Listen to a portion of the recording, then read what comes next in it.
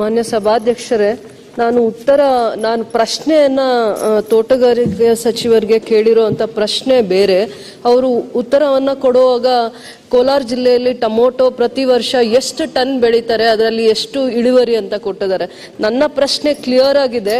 Tomato ಬೆಳೆಗಾರರಿಗೆ ಏನಿದೆ ಸಂಕಷ್ಟ ಏನಿದೆ, ಇಡೀ ಜಿಲ್ಲೆಯಲ್ಲಿ ಎರಡು ಜಿಲ್ಲೆಯಲ್ಲಿ ಕೋಲಾರ ಚಿಕ್ಕಬಳ್ಳಾಪುರ ಎರಡೂ ಜಿಲ್ಲೆಯಲ್ಲಿ 30,000 ರಿಂದ 50,000 ಟೊಮೊಟೊ ಪ್ರಗತಿಪರ ರೈತರ ಬೆಳೆ ಬೆಳೆದಾಗ ಇಷ್ಟು ಇಳುವರಿ ಆಗತ್ತೆ ಅಂತ ಹಾಕಿದ್ದಾರೆ. ಒಂದು ಕೋಲಾರ ಜಿಲ್ಲೆಯಲ್ಲಿ 5,61,000 ಟನ್ ಬೆಳೆ ಬೆಳೀತಾರೆ ಅಂತ ಹಾಕಿದ್ದಾರೆ.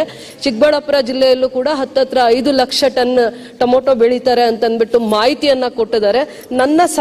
ನನ್ನ ಕ್ಷೇತ್ರದ ರೈತರ ಸಮಸ್ಯೆ ಏನಂದ್ರೆ, ಟೊಮೊಟೊ ಬೆಳೆಗೆ ವೈರಸ್ಸು, ಕೀಟ, ರೋಗಗಳು ತಗುಲಿದಾಗ, ಹವಾಮಾನ ವೈಪರೀತ್ಯ ಇದ್ದಾಗ, ಇಳುವರಿ ಕಡಿಮೆ ಆದಾಗ, ಬೆಳೆ ನಷ್ಟ ಆದಾಗ, ಮಳೆಯಿಂದನೋ ಅಥವಾ ರೈತರಿಗೆ ನಷ್ಟ ಆದಾಗ ಎಷ್ಟು ರೈತರಿಗೆ ಮತ್ತೆ ಆ ರೈತರು ಕೆಲಸ ಟೊಮೊಟೊ ಬೆಳೆಯುವಂತವ್ರ ಹತ್ರ ಒಂದು ರೈತರ ಹತ್ರ 5 ರಿಂದ 10 ಜನ ರೈತ ಕಾರ್ಮಿಕರು ಕೆಲಸ ಮಾಡಿದಾಗ ಅವ್ರ ಜೀವನ ಏನಾಗಬೇಕು? ಬೆಳೆ ಬೆಳೆದಾಗ ನಮ್ಮ ರೈತರು ಬೆಲೆ ಸಿಕ್ಕದೇ ಇದ್ದಾಗ ರೋಡಲ್ಲಿ ಹಾಕಿರ್ತಾರೆ.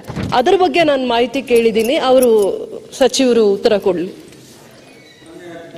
ಅಧ್ಯಕ್ಷರೇ, ಅವ್ರು ಕೇಳಿರ್ತಕ್ಕಂಥದ್ದು ಸರಿ ಇದೆ, ಉತ್ತರ ಡೀಟೇಲ್ ಕೊಟ್ಟಿದ್ದಾರೆ, ಮಂತ್ರಿಯವರು ಇಲ್ಲ. ಬಟ್ ಆದರೆ ಟೊಮೊಟೊ ಕೆಲವೊಮ್ಮೆ ನಮ್ಮ ಕೋಲಾರ, ಮಂಡ್ಯ ಇಲ್ಲೆಲ್ಲ ಸರ್ವೇ ಸಾಮಾನ್ಯವಾಗಿ ರೇಟ್ ವ್ಯತ್ಯಾಸ ಆದಾಗ ಸಂಪೂರ್ಣವಾಗಿ ಭಾಳಷ್ಟು ತೊಂದರೆಗೀಡಾಗ್ತಕ್ಕಂಥ ರೈತರನ್ನ ನಾನು ಸಹ ಸ್ವತಃ ನೋಡಿದ್ದೀನಿ.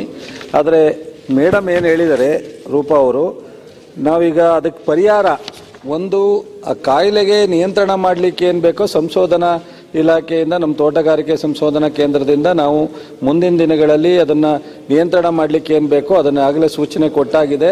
ಚಿಕ್ಕಬಳ್ಳಾಪುರ ಇರ್ಬೋದು, ಇನ್ನು ಯಾವುದೇ ಜಿಲ್ಲೆಯಲ್ಲಿ ಇರ್ಬೋದು, ಟೊಮೊಟೊಗೆ ಈ ಕಾಯಿಲೆ ಬರ್ತಕ್ಕಂಥದ್ದನ್ನ ನಿಯಂತ್ರಣ ಮಾಡಲಿಕ್ಕೆ ಏನು ಬೇಕೋ ಕ್ರಮವನ್ನು ಸೀರಿಯಸ್ ಆಗಿ ತಗೋತೀವಿ. ಬಟ್ ಈ ಹವಾಮಾನ ವ್ಯತ್ಯಾಸದಿಂದ ಆಗ್ತಕ್ಕಂಥ ವ್ಯತ್ಯಾಸದಿಂದ ರೇಟು ಭಾಳ ಕಡಿಮೆ ಆಗಿದೆ ಅಂತ ಹೇಳಿದ್ದಾರೆ. ರೇಟ್ ಕಡಿಮೆ ಇದರಲ್ಲಿ ಜಿಲ್ಲಾಧಿಕಾರಿಗಳ ಅಧ್ಯಕ್ಷತೆಯಲ್ಲಿ ಟಾಸ್ಕ್ ಫೋರ್ಸ್ ಇದೆ, ಅವರು ಅದನ್ನು ತೀರ್ಮಾನ ತಗೊಂಡು ನಮ್ಮ ಸರ್ಕಾರಕ್ಕೆ ಕಳಿಸ್ಬೇಕಾಗತ್ತೆ.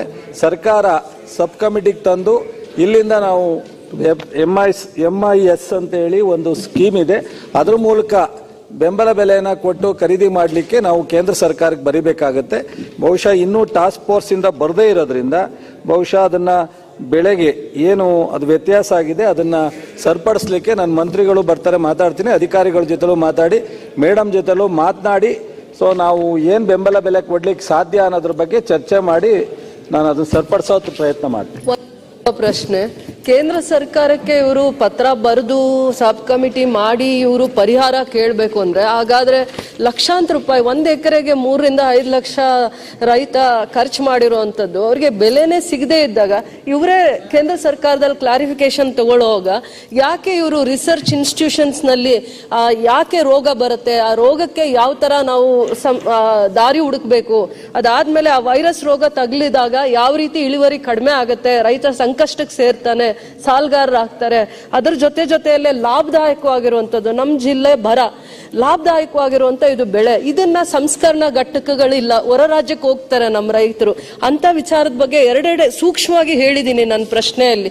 ಬೆಳೆ ಬೆಳೆದಾಗ ಸಂಸ್ಕರಣಾ ಘಟಕ ಇಲ್ಲ ಅಂದ್ರೆ ಎಲ್ಲಿ ಹೋಗ್ತಾರೆ ನಮ್ಮ ರೈತರು? ಯಾರನ್ನ ಅವಲಂಬಿಸ್ತಾ ಇದ್ದಾರೆ? ಹೊರ ರಾಜ್ಯನ ಅವಲಂಬಿಸ್ತಾ ಇದ್ದಾರೆ. ನಮ್ಮ ರಾಜ್ಯದಲ್ಲೂ ಇಲ್ಲ, ನನ್ನ ಜಿಲ್ಲೆಯಲ್ಲೂ ಸಂಸ್ಕರಣಾ ಘಟಕ ಇಲ್ಲ ಅಂತ. ಆಮೇಲೆ ರೋಗಗಳ ತೀಕ್ಷ್ಣತೆ ಜಾಸ್ತಿ ಆದಾಗ 70 ಟನ್ ಕೊಡುವಂತ ಜಾಗದಲ್ಲಿ 30 ಟನ್ಗೆ ಇಳಿತಾ ಇದೀವಿ. ಅದು ಅವನಿಗೆ ಲಾಭ ಕೈ ಕೊಡುತ್ತೆ.